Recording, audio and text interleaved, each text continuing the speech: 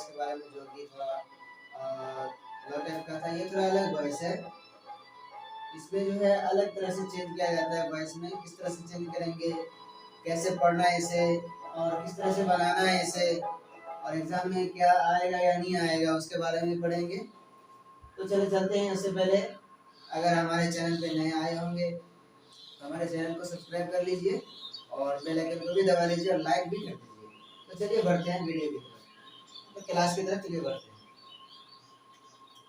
लिखा है passive transforms of subject verb that clauses, यानी कि दैट क्लॉजेस रहेगा तो उसका चेंज हम कैसे करेंगे, है कि नहीं।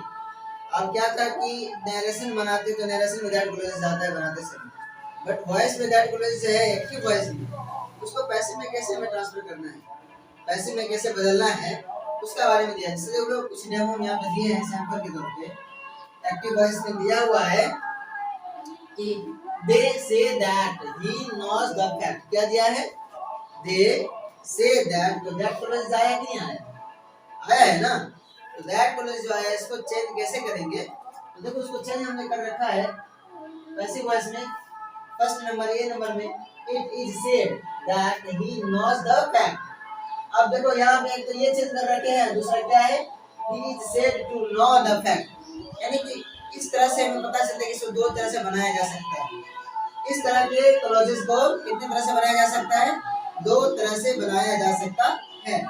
अब देखो दूसरा भी दिया है, दे से दैट, तो दैट क्लॉज आया है ना, वी नो, तो इसका बनाया it was said that he know, दूसरा क्या है, he was said to no.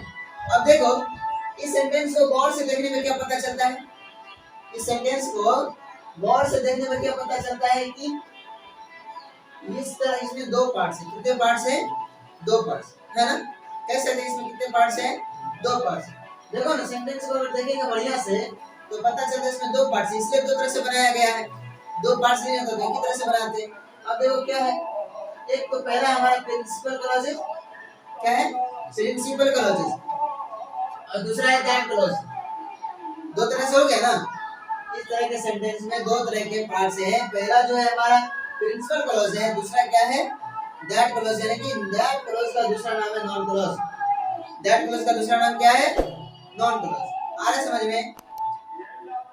इस तरह के वाक्य को दो प्रकार से परिवर्तित होता है। दो तरह के सेंटेंस है, दो तरह का सेंटेंस है तो दो तरह से तो बनाना ही पड़ेगा, हमें बनाना पड़ेगा भाई, हैं।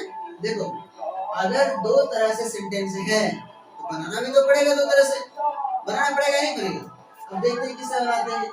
तो सबसे पहले प्रिंसिपल क्लॉज को इट प्लस वर्ब, दो तरह का जो हम पढ़े थे पार्ट्स, एक प्रिंसिपल क्लॉज था और दूसरा क्या था, दैट क्लॉज, यानी कि नॉन क्लॉज।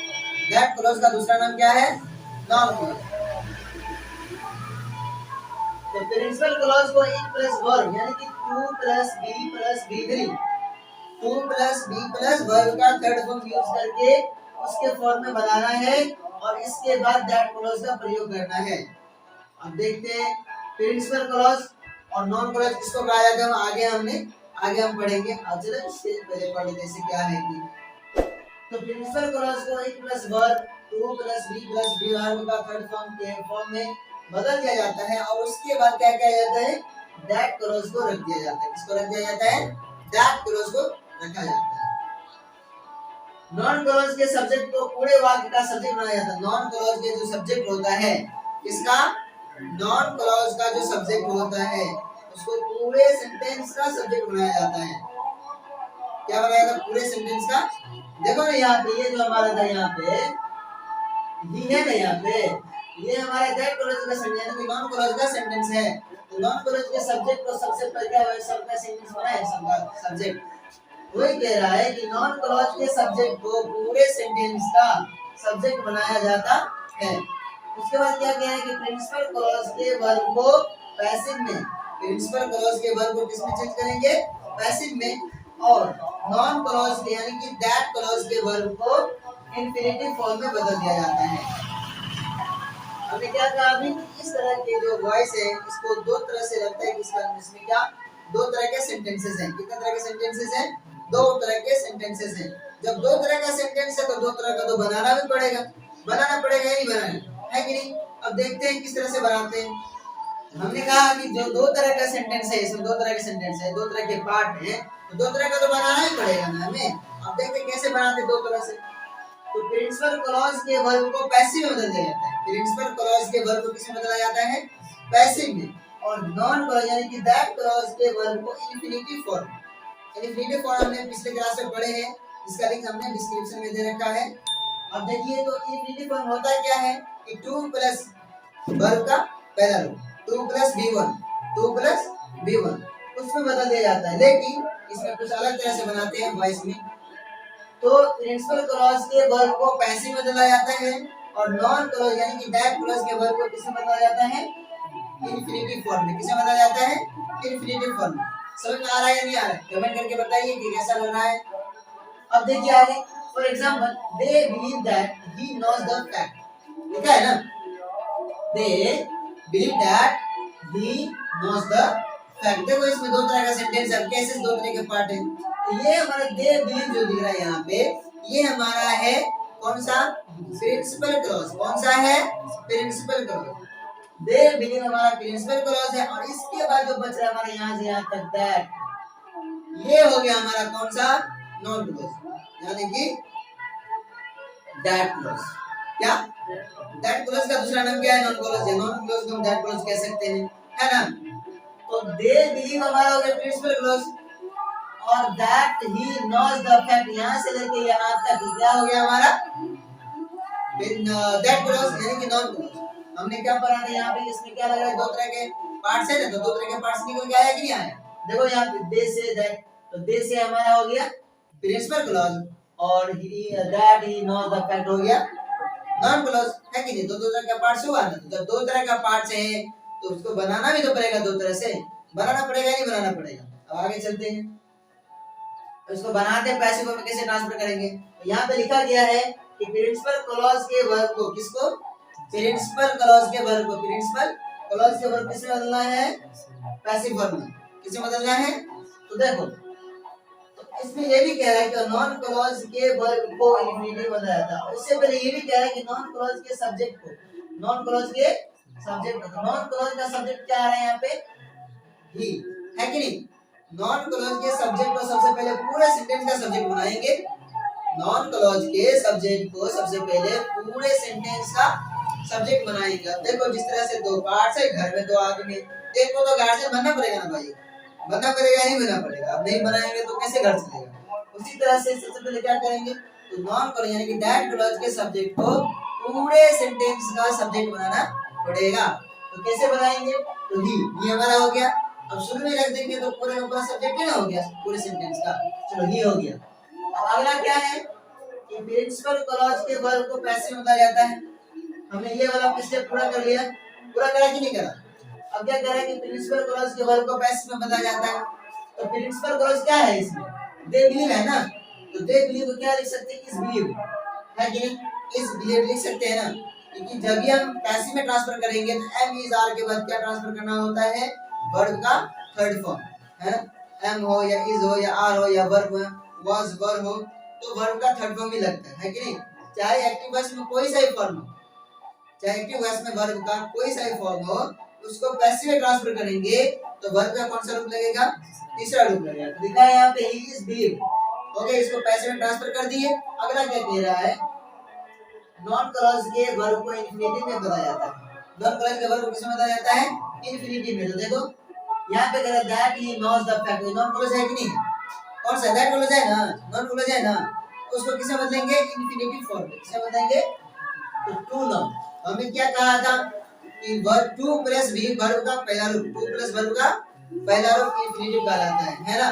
तो टू नाउन कर दिए तो बदले कि नहीं बदले?